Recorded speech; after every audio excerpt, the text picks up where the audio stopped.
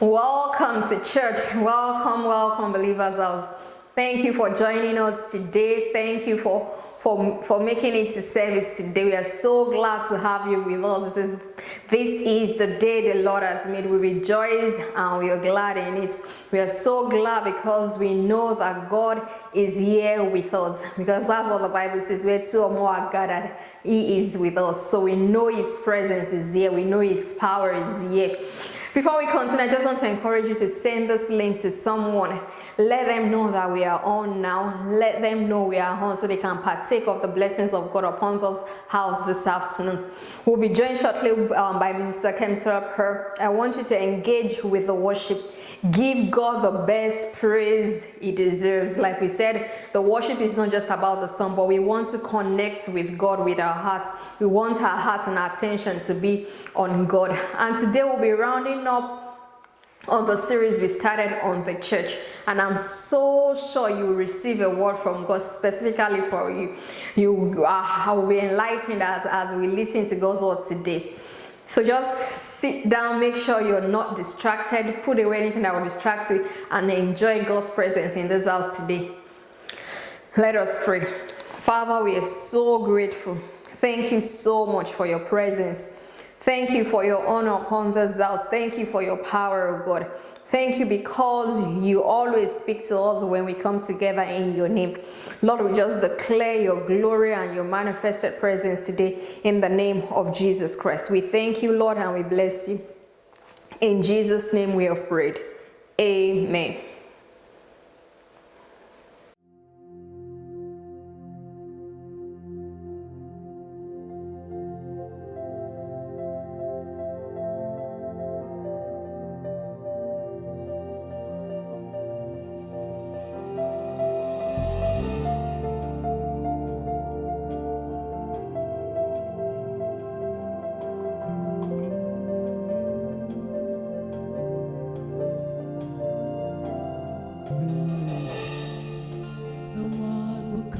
The blind to see is moving here in front of me, moving here in front of me. The one who caused the deaf to hear is silencing my every fear, silencing my every fear.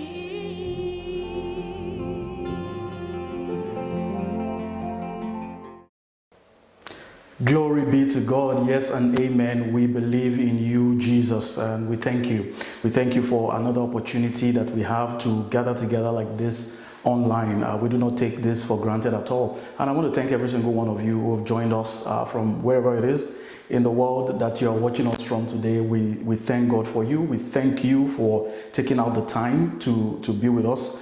For a lot of you, this is probably not your home church, but you still tune in every time we're online to watch and to be a part of our service. So we do appreciate that. And I want to take a moment to also appreciate those of you who join us for our prayer time on Zoom on Saturday nights. We had that last night, and it was a beautiful time. And we want to thank you. Those prayer times are very important to us because we're laying a foundation for where we are going and what it is that the Lord is set to do through this ministry in this city. And that's why it's very important that we keep doing that. So today is another opportunity that we get together. I hope you were able to engage with the worship. We will get right into the Word of God in a moment here. Just in case you've not yet invited anyone to be a part of the service, go ahead and share the link of the service with someone, and we'll pray in a moment here, and we will get right into God's Word. I believe today's message is going to really bless you. I'm going to say some things today that you probably have never heard before. We will learn something new from God's Word today, and it would really impact you in a very special way. Last week we had the privilege, of hearing from my darling wife, Pastor Dorcas. I'm still trying to get used to calling her that now, and it was a beautiful time. For those of you who really don't know her, you don't understand that even getting her to be here to do that was a miracle in itself, because my wife would rather talk to God than talk to people, and I won't have it any other way. So we every time we get the opportunity to hear from her, it's something that we value, and we thank God for the grace of God that's upon her life. And she brought us a word, another very important aspect of what we've been talking about, the church. And she spoke to us about the fact that the church is a place of worship, it's a place of equipping, and a place of change. And these are truths that we need to hold on to and understand right from the foundation stage that we are at right now, so that we know exactly what the church is all about. And we don't get carried away by things that are going to be happening very soon. There's going to be a lot of activity very soon, but before then, we have to set the right foundation so that we know that we are doing, we know what we are doing. We know why we are doing what we're doing, and we know what the church is all about. All right, so let's get into it today. Now we're going to take our confession once again, like we've learned to do, and then I would pray, and we will get into the message today. Let's say this with me. Say every day. Okay, I need you to really say it. Say every day, and in every way, I'm becoming more like Jesus. I'm becoming more like Jesus. One more time. I'm becoming more like Jesus in my thoughts, in my words, and in my actions. Let's do it one more time. Say every day. And in every way, I'm becoming more like Jesus. I'm becoming more like Jesus. I'm becoming more like Jesus in my thoughts, in my words, and in my actions. In Jesus' name, amen. Let's pray. Father, we approach your word again today like people that have found something valuable. We thank you for your word. We ask you for eyes that see and ears that hear the voice of our good shepherd leading us in the way to go. I ask, Lord, that you anoint me and my lips of clay again this afternoon. Let your word come with accuracy and simplicity, but with boldness. Let it be unhindered and unchecked by any demonic force, so that at the end of today's teaching, your people will be greatly edified and your name alone will be glorified. In Jesus' name. Amen. Amen. All right. So what I'm going to do today, by the grace of God, is I'm going to take you back to where we started this series from. Because today I want to try to close out this series, and we will get into something else from next Sunday. But I want to wrap up the series by taking us back to where we started from. And that was, we defined the word church from the way that Jesus used the word in scripture. And we looked at the book of Matthew in chapter 16, and we saw the place where Jesus first mentioned the word church. And the word that was used there, the Greek word, is ecclesia. And I know some people, even me sometimes, pronounce that word as ecclesia, but the real pronunciation is ecclesia. But sometimes you will hear me say it either way. Just pardon me, okay? However I say it. The most important thing is that the word is spelled Ekklesia. All right? If you want to take notes, that's the title of this particular message in this series, and I'm going to close it out with that. But what I want to do is to really get into that word, ecclesia, and to show you what Jesus had in mind when he made that expression, and where it came from, what it means. Because sometimes when we don't know the cultural context for certain things that are used in scripture, we lose the meaning, and we take the surface meaning of what we have come to know by what we've been told, and we don't really know what, the context of it. It gives us richer and fuller understanding, which is what I believe, God, that you're going to have today from today's teaching. And this is going to be very good, okay? So I want you to put away every distraction. Let's go right into the Word of God. Go with me to the book of Matthew, and chapter number 16. We're going to read that portion of scripture again, and we will start to break it down. All right? Matthew chapter number 16. Here's what it says from verse 13. It says, when Jesus came into the region of Caesarea Philippi, he asked his disciples, saying, who do men say that I, the Son of Man, am? So they said, some say John the Baptist, some Elijah, and others Jeremiah or one of the prophets. He said to them, but who do you say that I am? Simon Peter answered and said, you are the Christ, the Son of the living God. Jesus answered and said to him, blessed are you, Simon Bar-Jonah, for flesh and blood has not revealed this to you, but my Father who is in heaven.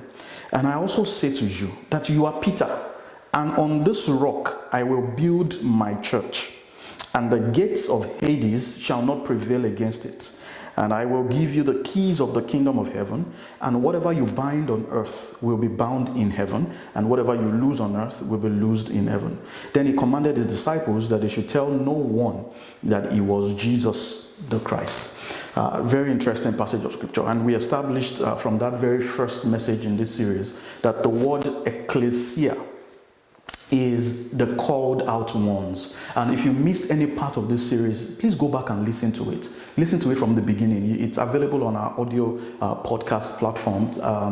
It's available on YouTube as well. You can watch it, listen to the message again. And we've tried to make it as simple and as straightforward as possible so that it's not complicated, in any way. This is probably the most, complex message that I will preach in this series. But I've also broken this one down in a very simple and digestible way so that people understand it. The intention is for people to be edified, to understand, what we're teaching, not to sound, nice and superfluous. Okay, so we said that ecclesia is the called out ones, and that word means a group of believers who are called out to exercise the authority and dominion of heaven on the earth.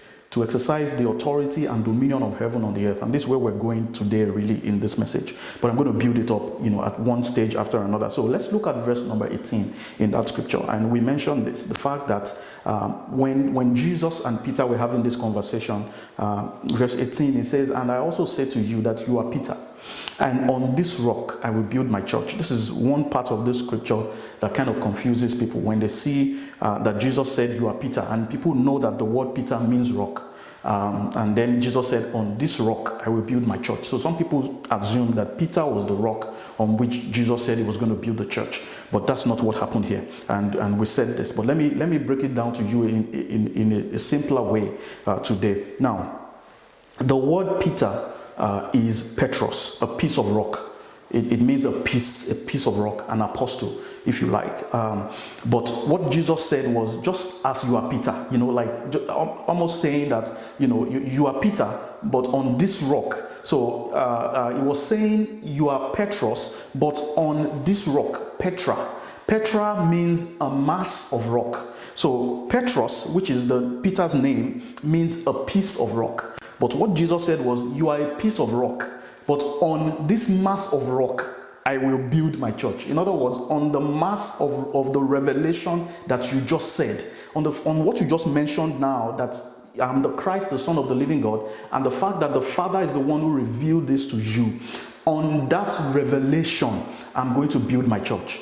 and the gates of Hades will not prevail against it. So he said, I will build my ecclesia.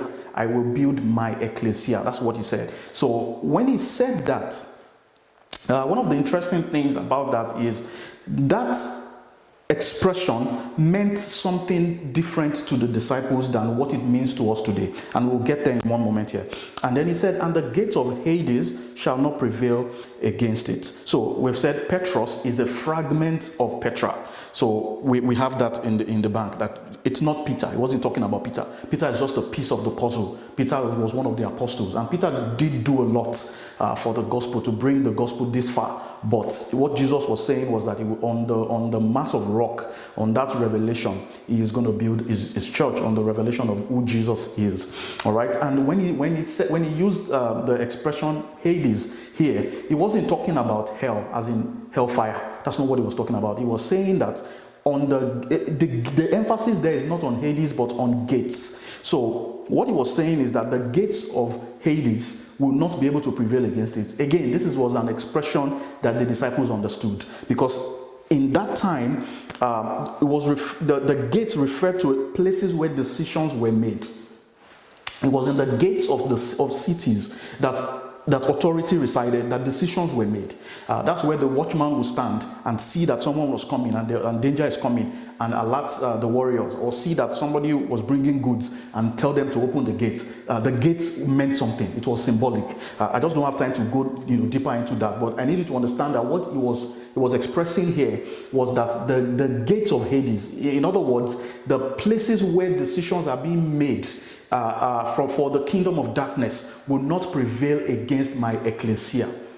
Stay with me here, okay? Now, he said, I will build my ecclesia. I will build my ecclesia. And I explained to you that what Jesus said was almost as saying he was going to bring it out of himself. I will build of me my ecclesia. I will build of me the church, okay? So let's go deeper into it and see if you can get a better understanding of this word. Now, the ecclesia was a secular term.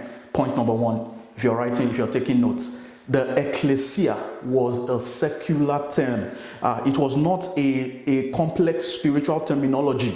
Jesus picked something that they already knew, that they were familiar with. It was a secular term that they already used. So he said what he was saying was, because this term had already been in use in the Greek and Roman empires, they understood it. They knew exactly what he was saying. That's why you find that if you read that scripture, you will find that they really didn't ask Jesus to explain himself. They didn't ask him to explain that. They asked him to explain other things.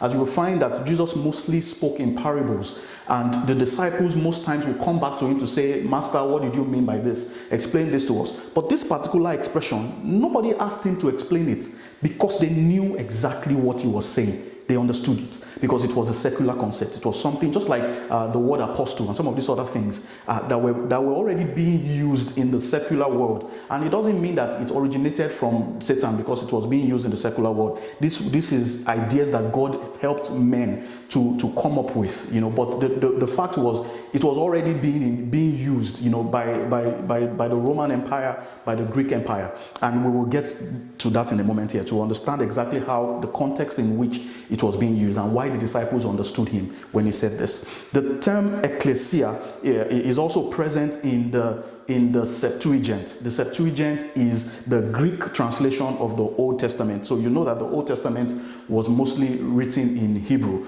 but there is a Greek translation of the Old Testament, which is called the Septuagint. In that Septuagint, everywhere, the word assembly or coming together was used, it was used, the word ecclesia was used, because they understood what that word meant. It referred to a body of people that assemble to conduct governmental business. Please, I need you to take notes on today's message. If you've not been taking notes before, today's message you need to take notes. The word ecclesia referred to a body of people, not Christians. The way it was used in the secular world is what we're trying to explain now. That it was a body of people that assemble to conduct governmental business, decision making. That's what the term ecclesia really stood for. All right, so the objective of the ecclesia, therefore, in the New Testament was always to be the transformation of people and society. It was never supposed to be a static institution. The ecclesia was not supposed to be a building where people came every week. That's not what Jesus had in mind. When he said, I will build my ecclesia, what he was saying is what you already know, that when 2 or 3 people gather together to conduct governmental business, the power and authority of wherever kingdom they belong to is present there to make those decisions. I'm going to build my own version of that. That's what Jesus was saying to them. Now, it was not a place where members go once a week. That was not the idea. Jesus meant it as his redemptive agency. Jesus meant that expression, ecclesia, to be his own redemptive agency, the vehicle, the tool through which he would transform the people and transform society. That's what Jesus was explaining. Now, Jesus mentioned this word only 3 times in the Bible. It's interesting. It mentioned it 3 unique times, not the places where they are repeated in Matthew, Mark, or whatever it is, but it actually appears in Matthew chapter 16, verse 18 once, Matthew 18, verse 17, he repeated it 2 times. And that was it. It never explained anything more than that to them. He only used it in conversation. After he said, I'll build my church, the next time he said it was when he said, if your brother offends you, take 1 person, take 2 people, report him to the church. That's all. He didn't take time to explain it to them. Why do you think that Jesus didn't spend this much time talking about the church? I already told you the answer. The fact was that the people he was talking to already knew what he was talking about.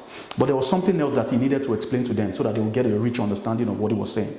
And we're going to get to that. Now, the other places in the New Testament where this word church, ecclesia, where it appeared in the scripture, Acts chapter 19, verse 32, Acts chapter 19, verse 39, Acts chapter 19, verse 41.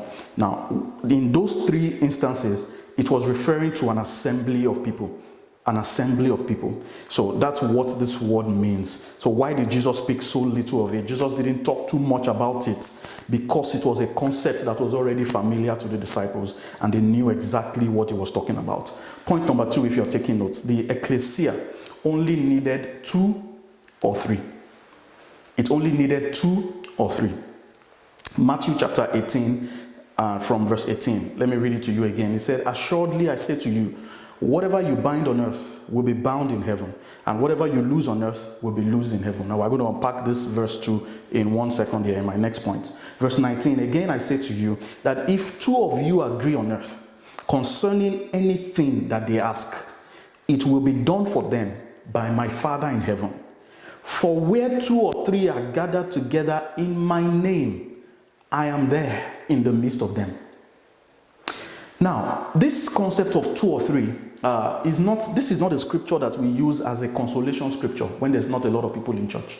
That's almost what this scripture has become, where you just say, oh, okay, where 2 or 3 are gathered, because, you call a meeting and not a lot of people show up. And then you say, where 2 or 3 are gathered, God is there. So don't mind, don't be bothered that there are not a lot of people. Where 2 or 3 are gathered, the Lord is in our midst. So it's okay to use it that way. But I needed to get a fuller understanding of this thing.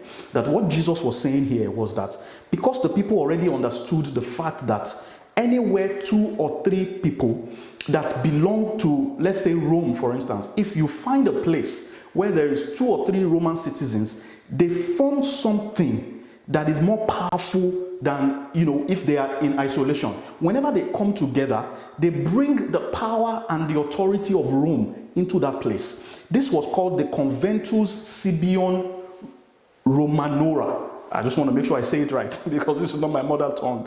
Conventus Scipion Romanora, or Conventus for short. This was a Roman version of the ecclesia. It was a group of citizens, of 2 or 3 Roman citizens meeting anywhere in the world. And they brought the power and presence of Rome into their midst. And that gathering became a local expression of Rome. Please stay with me. We are going somewhere with this. That gathering, the Conventus, became a local expression of Rome. So they brought the power and the authority of Rome into that place. Even if they were gathering over lunch, whatever it was, as long as you could find 2 or 3 Roman citizens in a place, no matter where they were, that place became the local expression of Rome. The conventus is where we get consensus and convention and all of those words from. So you get an idea of what it means when you find that kind of a gathering. And we still see a lot of it, even today, with embassies and all of that, right? Embassies in a country, they are considered the representation of that country in a different country. So if a citizen of this country was to do something wrong and he went into the embassy of his country, he was protected in that way. The country, even though they are not physically in that country, as long as he is in the embassy, it is assumed that he is no longer in the country that he is, even though he's there. I hope you're following me. So this was the concept, and this was what Jesus was trying to express to people. It's a pity now that even when we have thousands of believers gathering together in a place, people still need reminding that God is there. People still need, some kind of convincing that God is in their midst. And they don't understand that all it takes, Jesus made a promise. He said, where 2 or 3, my own ecclesia, where 2 or 3 are gathered in my name, I am there in their midst. That's what he said. And we have to hold him by his word. He didn't say, I'm going to come there. I am there. Where 2 or 3 are gathered in my name, I am there in their midst. In other words, that gathering becomes a local expression of the kingdom of heaven. Glory be to God. So wherever you find 2 or 3 believers, the power and the government of heaven is in their midst. So they can conduct governmental business on behalf of heaven. In other words, the kingdom of heaven has come into their midst. Glory be to God. The kingdom of heaven has literally been transported into their midst. Which leads me to my final point. The ecclesia was about the kingdom. It was about the kingdom. That's what it was. It wasn't about building an empire. It wasn't about building a large ministry. Even though those things are good. But we must never lose sight of what the kingdom, of what Jesus really, really meant. And instead of talking about the church so much, he only talked about it 3 times. But instead of talking about the church, he spent his time actually teaching about the kingdom. That's what Jesus spent most of his time talking about. Go and look at the New Testament so that they would know what they are supposed to bring into that governmental representation of heaven. That's what he was trying to communicate and pass across to them. That you already understand what ecclesia is. You understand what the gathering of 2 or 3 citizens of a different kingdom, what it represents. Now I need to tell you about that kingdom so that you know what to bring from that kingdom into your midst. Into your midst. Now, in the book of Matthew alone, do you know that the word kingdom in the book of Matthew alone is mentioned about 38 or 40 times, depending on which translation you look at. You'll see kingdom everywhere. Everywhere. And in one moment, let me just take you through 10 things that the kingdom is likened to. I'm going to run through this, okay? It's a long list, but I'll run through it. But I need you to understand so that you see how much Jesus spent time talking about the kingdom. He said the kingdom of heaven is like a man who sowed seed. The kingdom of heaven is like a mustard seed. You find that Matthew 13. Just go to Matthew 13, Matthew 20, Matthew 25. You see all of this. The kingdom of heaven is like leaven. The kingdom of heaven is like treasure hidden in a field. The kingdom of heaven is like a merchant. The kingdom of heaven is like dragnets. The kingdom of heaven is like a householder. The kingdom of heaven is like a landowner. The kingdom of heaven is like 10 virgins. The kingdom of heaven is like a man traveling. Why did he spend so much time on the kingdom? Because the church is all about the kingdom. That's what the church is all about. The church, the business of the church on earth today is to bring the representation of the kingdom of heaven on earth. So that whatever does not exist in heaven does not exist on the earth. And I'm going to prove it to you from scripture in a minute here. Bringing the kingdom of God to earth, on earth as it is in heaven. Now, let's go back to this idea of binding on earth as it is in heaven. Matthew 18 verse 18. We've already read it. He said, assuredly I say to you, whatever you bind on earth will be bound in heaven, right? And whatever you lose on earth will be loosed in heaven. Now, in the book of Matthew, this appeared twice in the book of Matthew. Matthew chapter 16 verse 19 and Matthew chapter 18 verse 18. In the original Greek rendering of these 2 scriptures, this is not how it reads. It doesn't say whatever you bind on earth will be bound in heaven, because that is not consistent with other scriptures. It's not. Because we already know that Matthew chapter 6 verse 10 says, Matthew 6:10, here's what it says: your kingdom come, your will be done on earth as it is in heaven. That is Jesus. That's what the scriptures say. So we can now get to Matthew and he'll be saying, we bind on earth is bound in heaven. That's not what it is. So let me read it to you the way it actually reads. And these two scriptures, and it's funny that they both read slightly differently, but they mean exactly the same thing.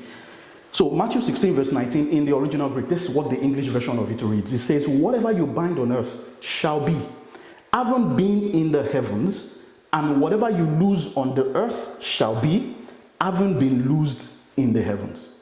That is, I can't put that on the screen because this is English translation, so we're not going to put that on the screen, okay? This is English translation of the Greek text that I'm giving you. Now, Matthew 18 verse 18, here's what it says: whatever you bind on earth shall occur, being bound in heaven, and whatever you loose on earth shall occur, being loosed in heaven. So this is why Jesus took his time to talk about the kingdom, because he wanted them to understand that they need to first get a picture of what the kingdom looks like and then impose that on the earth. In other words, if there's no sickness in heaven, there's no reason why there should be sickness among you. If there's no lack in heaven, there's no reason why there should be lack among you. That's what Jesus was trying to communicate, that when I build my ecclesia, whatever you don't find in heaven, I should not find it among you. I should be the one present among you. So whatever it is that you don't find in that kingdom should not be in your midst. Whatever does not exist in heaven should not exist in here. And I'm believing God today for every single person under the sound of my voice watching this broadcast, or you're listening on audio on the podcast. I prophesy to your life, whatever is not found in heaven that has been resident in your life, I command it to depart from you today in the name of Jesus Christ. Oh, I wish you would say a better amen to that. I will say it one more time. If only you would believe it. Whatever it is, by the reason of the anointing that is present today over this broadcast, as I'm looking into the camera, I feel the power and the presence of God on me today. There's an anointing in this room to preach this message that I'm preaching to you. And I prophesy and declare that anything that does not represent the kingdom of God, that we cannot find on the streets of heaven, that we are seeing in your life, I command them to depart from you today. In the name of Jesus Christ, so shall it be. So shall it be. That is the purpose of the ecclesia. That's the agenda.